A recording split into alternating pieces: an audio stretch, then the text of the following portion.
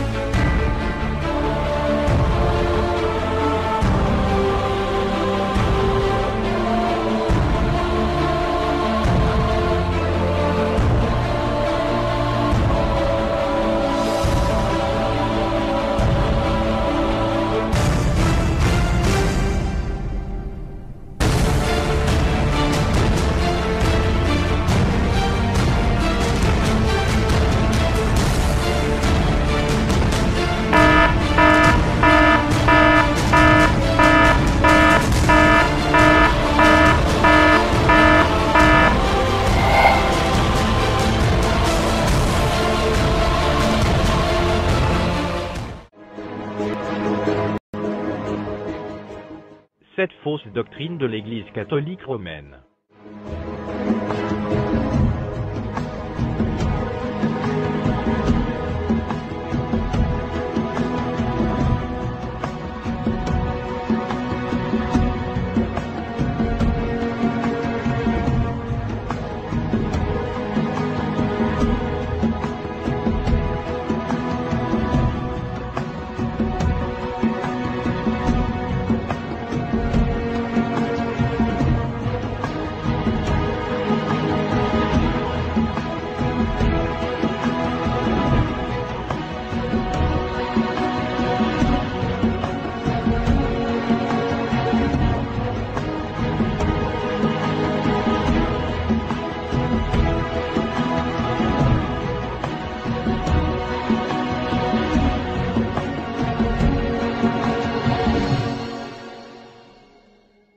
Fausse doctrine numéro 5.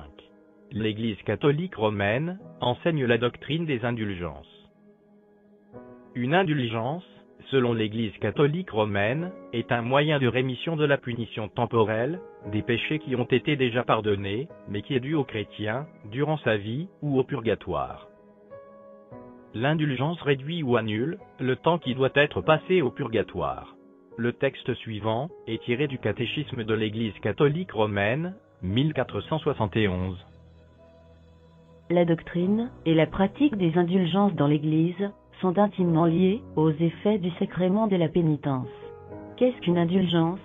Une indulgence est une rémission devant Dieu de la punition temporelle due au péché, dont la culpabilité a déjà été pardonnée, que le fidèle chrétien est dûment disposé à gagner, sous certaines conditions prescrites, à travers l'action de l'Église, qui, comme le ministère de la rédemption, dispense et applique avec autorité le trésor et les satisfactions de Christ et des saints. L'indulgence est partielle ou totale, selon qu'elle ôte, soit partiellement ou totalement, la punition due au péché. Les fidèles peuvent amasser les indulgences pour eux ou pour les morts. Le texte suivant est tiré du catéchisme de l'Église catholique romaine, 1478. Une indulgence est obtenue par l'Église, qui, en vertu du pouvoir de lier et de délier que lui a conféré Jésus-Christ, intervient en faveur des individus chrétiens, et ouvre pour eux le trésor des mérites de Christ et des saints, pour obtenir du Père des miséricordes, la rémission du châtiment temporel, dû à leurs péchés. Donc l'Église ne veut pas simplement venir en aide à ses chrétiens, mais aussi les stimuler à des œuvres dévotionnelles, à la pénitence et à la charité. Le texte suivant est tiré du catéchisme de l'Église catholique romaine, 1498. Par les indulgences, les fidèles peuvent obtenir la rémission de la punition temporelle, résultant de leurs propres péchés, et aussi des âmes au purgatoire. Le texte suivant est tiré du catéchisme de l'Église catholique romaine, 1472. Pour comprendre cette doctrine et cette pratique de l'Église, il est nécessaire de comprendre que le péché a une double conséquence. Les péchés graves nous privent de la communion avec Dieu, et ainsi nous privent de la vie éternelle. Cette privation est appelée la punition éternelle du péché. D'un autre côté, chaque péché véniel entraîne un attachement malsain aux créatures, qui doivent être purifiées, soit ici sur la terre, ou après la mort, dans l'état appelé le purgatoire. Cette purification libère de ce qu'on appelle la punition temporelle du péché. Ces deux châtiments ne doivent pas être perçus comme une sorte de vengeance, infligée par Dieu de l'extérieur, mais comme venant de la véritable nature du péché. Une conversion venant d'une fervente charité peut permettre la purification complète du pécheur, de telle sorte qu'aucune punition ne restera. L'Église catholique romaine enseigne qu'après la mort, tous ceux qui ont péché iront au purgatoire, où ils feront face au châtiment dû à leurs péchés. Après cela, il leur sera permis d'entrer dans le royaume céleste, une fois qu'ils auront payé pour leurs péchés. Mais avec une indulgence, vous pouvez donner de l'argent à l'Église catholique romaine, et vous recevrez une indulgence qui soit réduira votre temps au purgatoire, soit l'annulera totalement. C'est ainsi que l'Église catholique romaine a bâti à partir de l'argent issu de la vente des indulgences la basilique Saint-Pierre de Rome. Et Martin Luther, poussé par le Saint-Esprit, a exposé les hérésies des indulgences dans les années 1500 avec ses 95 thèses. Maintenant, Celui qui connaît la Sainte Bible verra qu'il y a une grave hérésie dans cet enseignement, parce que non seulement le don gratuit fait à l'humanité est la grâce de Dieu, mais notre Seigneur Jésus-Christ a payé la totalité du prix pour nos péchés. Certaines personnes ont vu en ces indulgences des tickets pour sortir de la prison libre. Caisse communautaire. Sortez de la prison libre. Cette carte peut être gardée jusqu'à ce que vous en ayez besoin, ou qu'elle soit vendue. Et il y a aussi cette expression populaire, dès que l'argent retentit dans le coffret, l'âme s'échappe des flammes du purgatoire. Mais si vous êtes un catholique romain, vous pouvez ne pas être d'accord avec cela, et dire que l'Église catholique romaine n'a jamais vendu officiellement des indulgences, et que ce sont des gens sans scrupules, qui ont parcouru l'Europe pour vendre ces indulgences. Vraiment. Vérifiez ces articles récents de l'Église catholique romaine.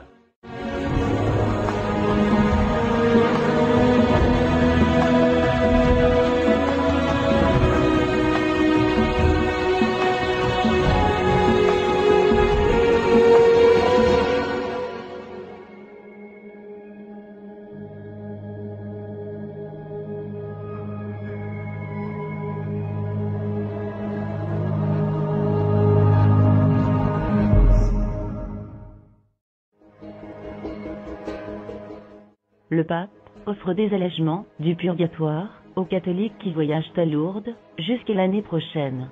Les pèlerins qui iront au sud-ouest de la France recevront des indulgences plénières que l'Église dit réduire le temps passé à être lavé de ses péchés après la mort.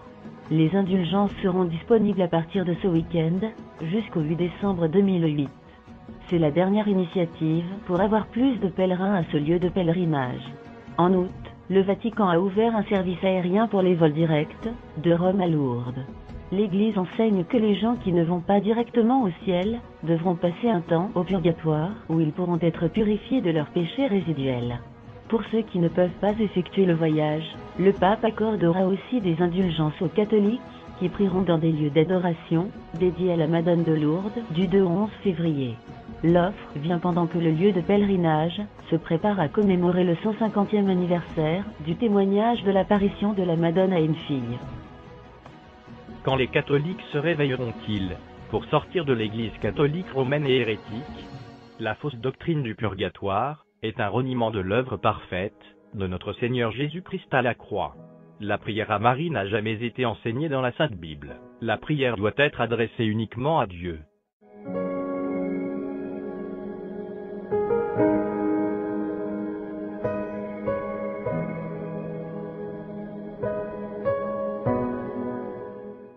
Le problème évident avec les indulgences est qu'elles détruisent la toute-suffisance de la croix. C'est notre Seigneur Jésus-Christ qui a pris notre punition à la croix, et non de vulgaires indulgences. Il a pris notre place afin que nous n'ayons plus à souffrir aucune punition pour nos péchés, et afin que nous soyons justifiés devant Dieu. Qui s'est donné lui-même pour nos péchés, afin de nous arracher du présent siècle mauvais, selon la volonté de notre Dieu et Père. Galates 1 verset 4. Je vous ai enseigné avant tout, comme je l'avais aussi reçu, que Christ est mort pour nos péchés, selon les Écritures. 1 Corinthiens 15 verset 3. Lui qui a porté lui-même nos péchés en son corps sur le bois, afin que mort au péché, nous vivions pour la justice. Lui par les meurtrissures duquel vous avez été guéris. 1 Pierre 2 verset 24.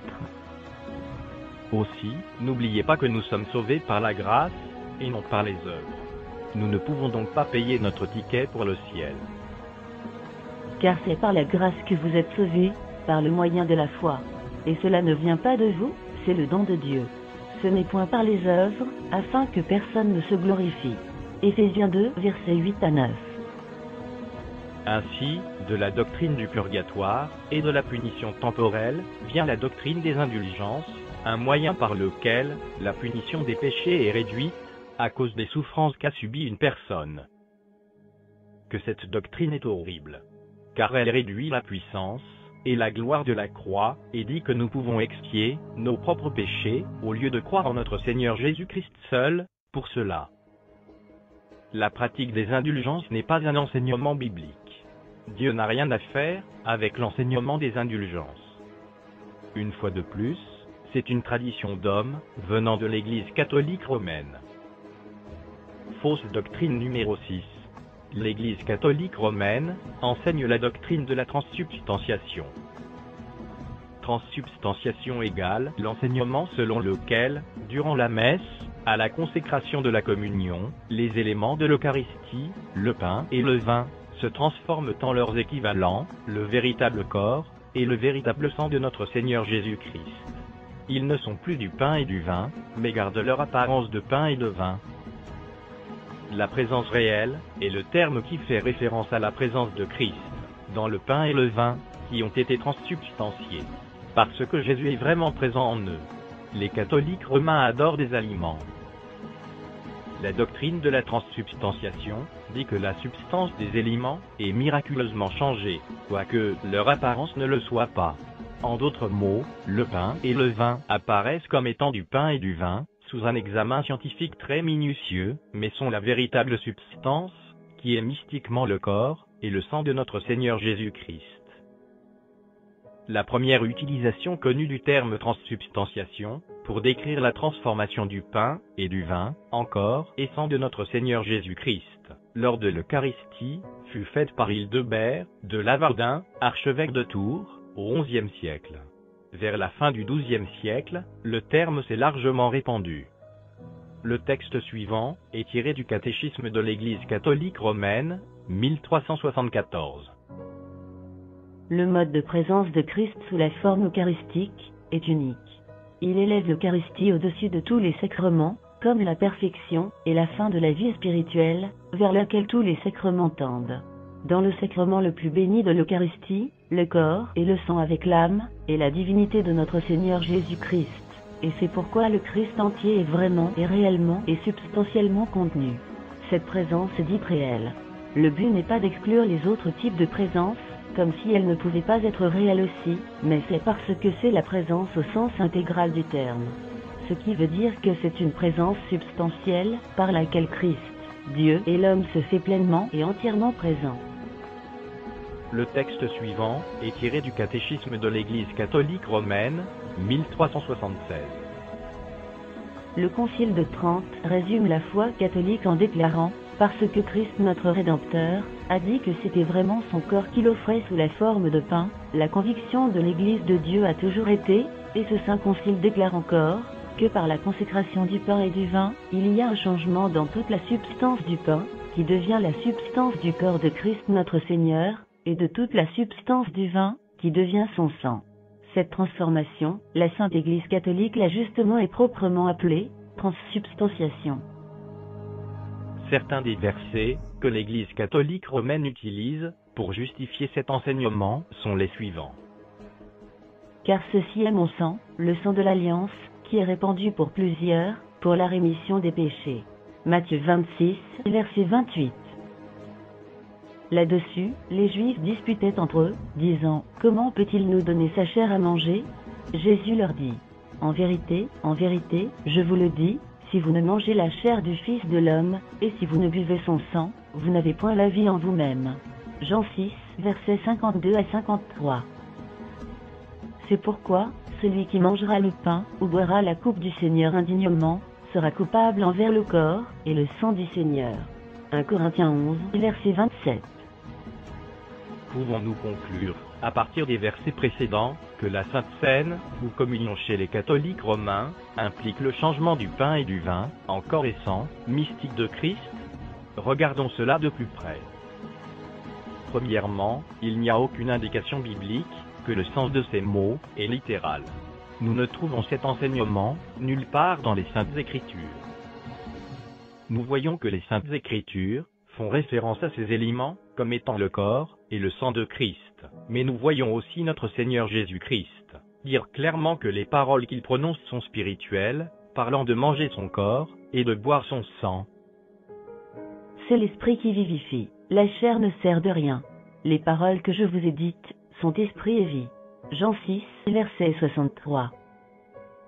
Il n'a pas dit que ces paroles étaient littérales.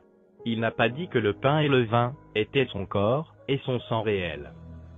Deuxièmement, après l'institution de la Sainte Seine, les éléments centraux faisaient toujours référence au pain et au vin.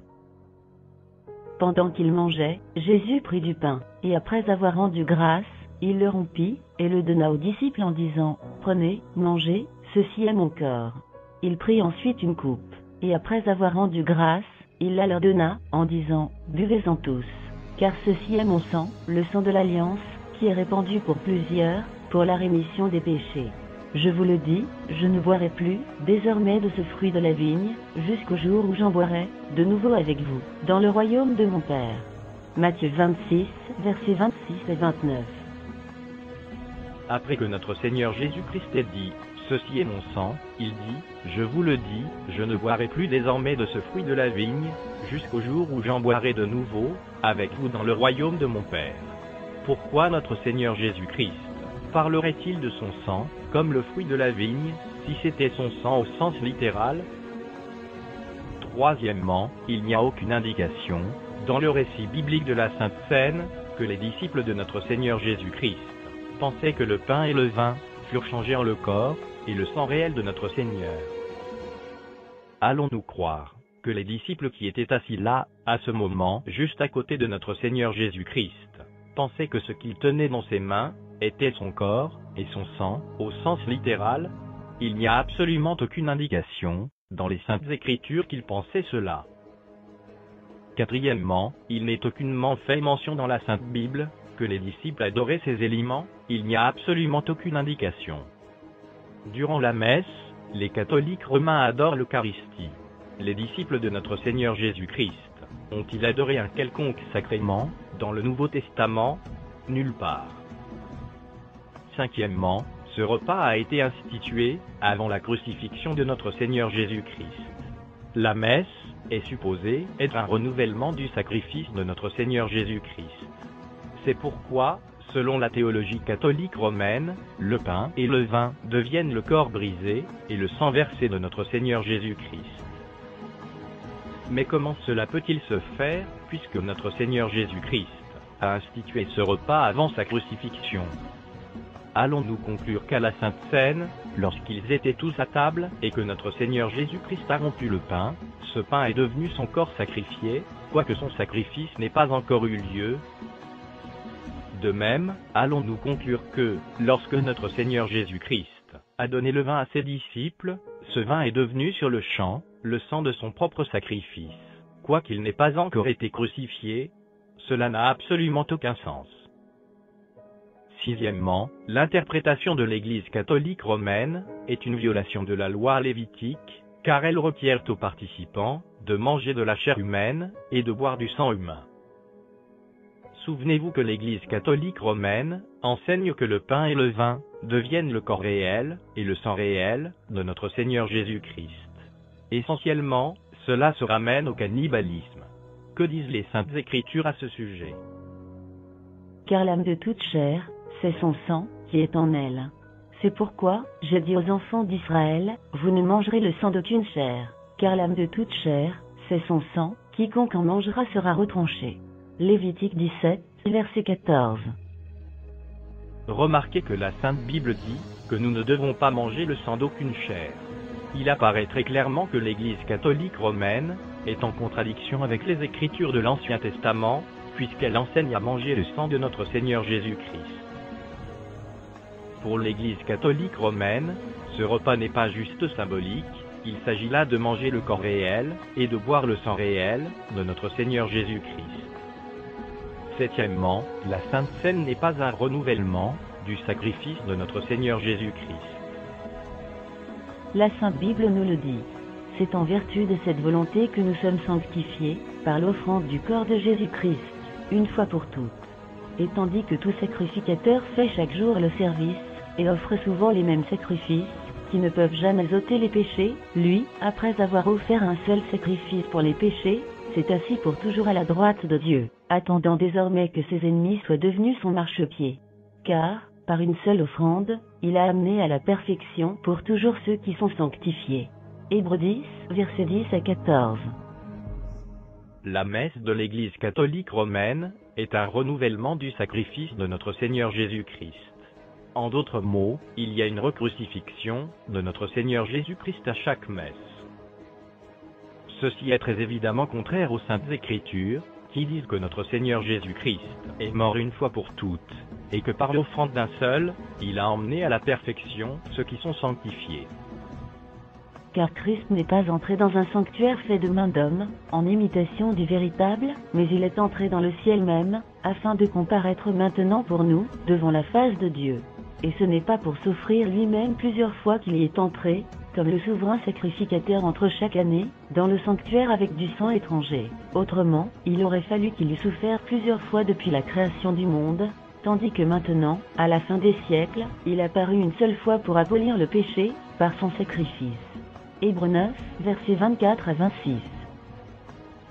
La parole de Dieu, la Sainte Bible, ne dit pas que le sacrifice de notre Seigneur Jésus-Christ doit être répété pour que nos péchés soient pardonnés, ou pour nous aider à préserver notre salut, d'une manière ou d'une autre.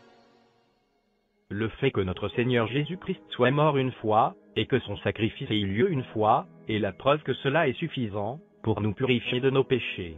Nous sommes en communion avec le sacrifice de notre Seigneur Jésus-Christ, par la foi, et non par une cérémonie.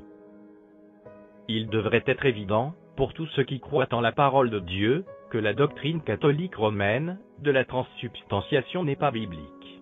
C'est une autre tradition humaine, ajoutée à la très longue liste des fausses doctrines et des hérésies de l'Église catholique romaine.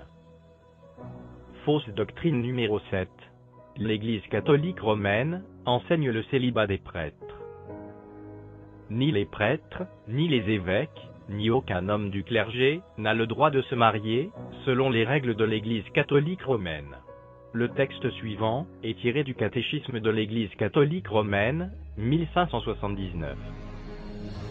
Tous les ministres ordonnés de l'Église latine, à l'exception des diacres permanents, sont normalement choisis parmi des hommes de foi, qui vivent une vie célibataire, et qui ont l'intention de rester célibataires, à cause du royaume des cieux. Appelés à se consacrer, avec un cœur entier au Seigneur, et aux affaires du Seigneur, ils se donnent eux-mêmes, entièrement à Dieu, et aux hommes. Le célibat est un signe de cette nouvelle vie au service duquel le ministre de l'Église est consacré. Il accepte avec un cœur joyeux le célibat, et proclame radieusement le règne de Dieu. Si quelqu'un veut se marier, il doit abandonner sa vie de prêtre, et vivre comme une personne laïque. C'est une tradition d'homme, qui a commencé en l'an 1079, quand le célibat a été mis en vigueur pour les prêtres et les évêques, par le pape Grégoire VII. Avant cette date, il leur était permis de se marier. Qu'enseigne la Sainte Bible à ce sujet?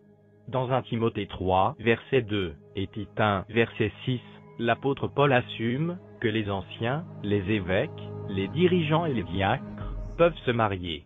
Remarquez la phrase « mari d'une seule femme ».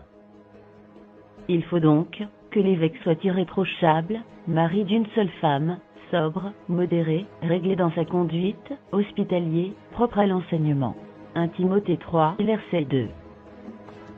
S'il s'y trouve quelque homme irréprochable, mari d'une seule femme, ayant des enfants fidèles, qui ne soient ni accusés de débauche, ni rebelles. Tite 1, verset 6. Dans 1 Timothée 4, versets 1 à 3, nous voyons le Saint-Esprit nous avertir que dans les derniers temps, quelques-uns abandonneront la foi pour s'attacher à des esprits séducteurs et à des doctrines de démons, prescrivant de ne pas se marier.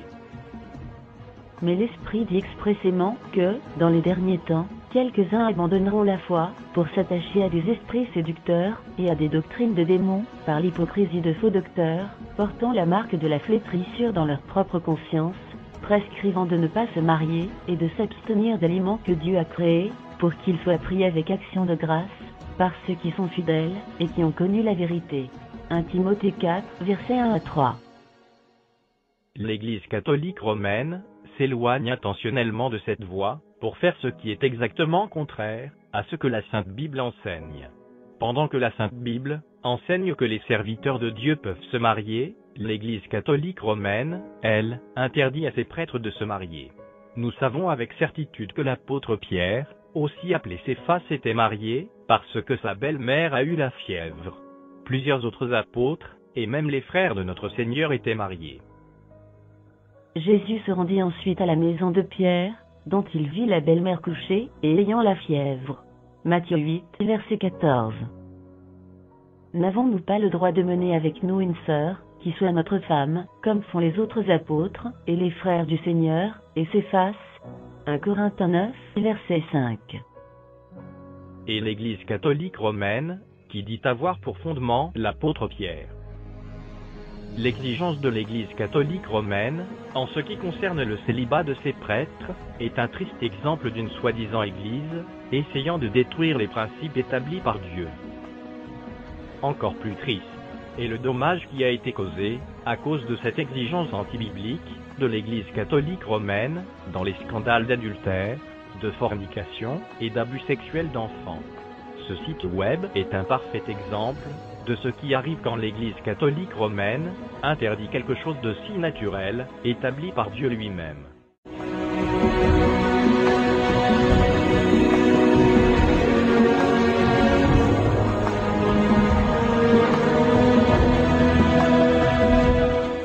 Ne soyez pas étonnés que les gens protestent un peu partout dans le monde.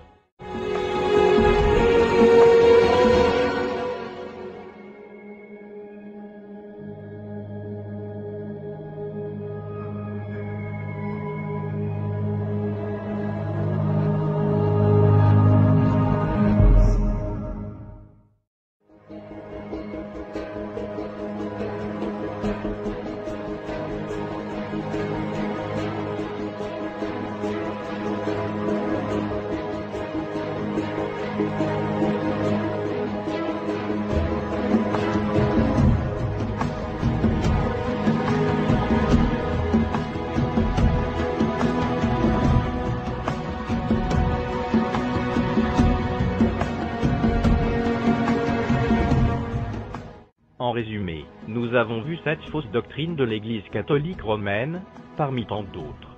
1. L'Église catholique romaine enseigne à prier Marie. 2. L'Église catholique romaine enseigne que Marie est corédemptrice. 3. L'Église catholique romaine enseigne que Marie était sans péché. Cela est aussi connu comme l'Immaculée Conception. 4. L'Église catholique romaine enseigne qu'il existe un endroit appelé le purgatoire.